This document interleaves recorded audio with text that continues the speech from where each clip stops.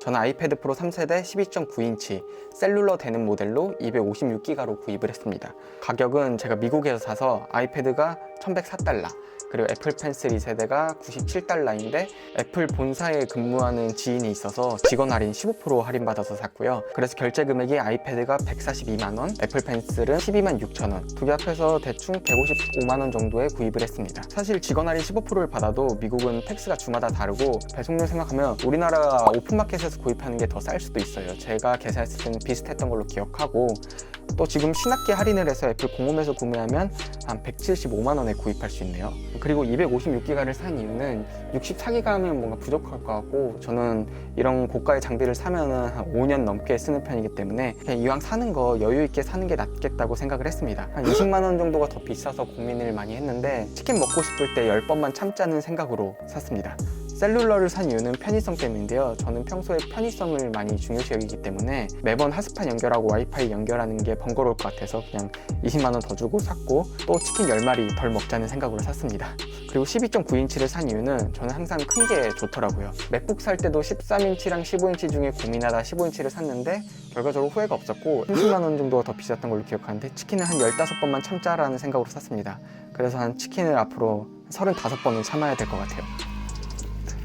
그리고 제가 아이패드를 산 이유를 한 3가지 정도 말씀드리면은, 첫 번째는 공부하기 위해서 샀습니다. 시대는 공부량이 너무 많고 PPT도 정말 많은데요, 한 과목에 한 1000페이지 정도 PPT가 됩니다. 저는 그동안 그거를 아날로그틱한 걸 좋아서 그동안은 그냥 출력해서 공부했는데 이제는 좀 태블릿이 익숙해져야 될 것 같기도 하고 출력하는 게 너무 힘들어져서 좀 늦게 산 감이 있죠. 이제 4학년이니까 시험 얼마 안 남았는데 그래도 이제 국가고시 때도 이 패드 활용해서 공부하려고 사봤습니다. 그리고 두 번째로는 생산성과 휴대성을 위해 샀습니다.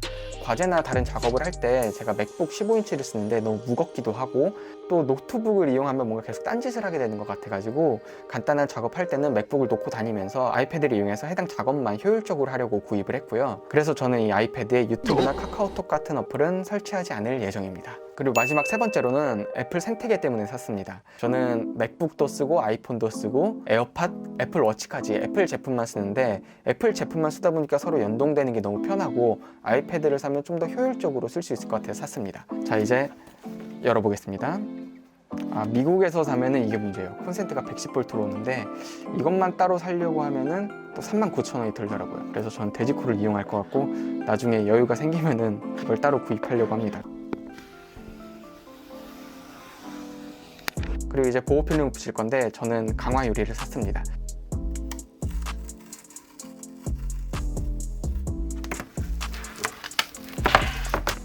필름 붙이다가 카메라가 꺼졌는데 카메라가 꺼진 걸 몰라. 자, 그 다음에 애플 펜슬 각인을 했어요. 각인 서비스를 이용해서 한 2주? 열흘 정도가 더 걸렸는데 각인은 뭘로 했냐면 핸드피스로 각인을 했습니다. 핸드피스는 원래 치과에서 쓰는 기구인데 그냥 손에 잡는 도구라는 뜻으로 저는 핸드피스라고 했습니다. 그리고 애플 펜슬 케이스는 이걸로 샀는데 색이 생각보다 너무 쨍해서 후회하고 있습니다. 펜촉 커버는 여자친구가 이번에 사서 같은 걸로 제가 가져왔고요. 이 펜촉이 실리콘 재질인데 그 종이 질감 필름에서는 많이 뻑뻑한 느낌이 들어요. 근데 이 강화 유리 필름에서는 필기가 아주 좋은 것 같아요. 한번 해볼까요?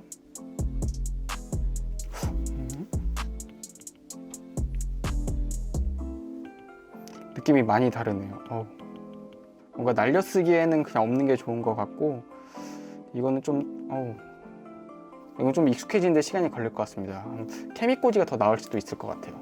자, 그리고 다음으로 케이스인데, 케이스는 뷰시에서 마그네틱 폴리오 커버로 샀습니다. 차콜 그레이 색상이고요. 그냥 달라붙고 고정이 되고, 이 펜 쪽까지 커버가 되는 걸로 샀습니다. 되게 무겁네요. 무거워요. 이게 저는 사실 무게는 크게 신경 쓰지 않아서 괜찮을 것 같은데, 일단 진짜 무거워요. 이걸로 아령을 해도 괜찮을 것 같은 느낌? 웬만한 노트북보다 무거운 것 같고, 이걸로 거치를 한번 해보면, 네, 이렇게 세웠을 땐 되게 안정적이네요. 그리고 저는 키보드는 원래 쓰던 거 로지텍 K380 무소음 키보드 쓰고 있었고, 이게 키스킨까지 깔면은 소리가 정말 안 나요. 그래서 원래 맥북에도 이거를 쓰고 있었고, 특히 도서관이나 조용한 카페에서는 최대한 다른 사람에게 피해가 안 가려고 이거를 쓰고 있습니다. 근데 이게 키스킨이 따로 달랑달랑 거려가지고 그게 귀찮고 불편해가지고 제가 순간 접착제랑 양면 테이프로 붙였거든요.